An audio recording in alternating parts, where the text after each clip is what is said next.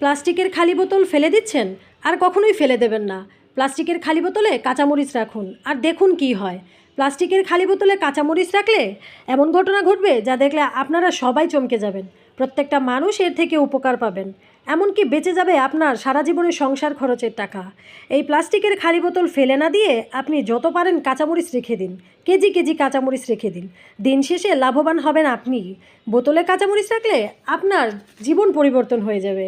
আপনার অনেক বড় সমস্যার সমাধান হয়ে যাবে।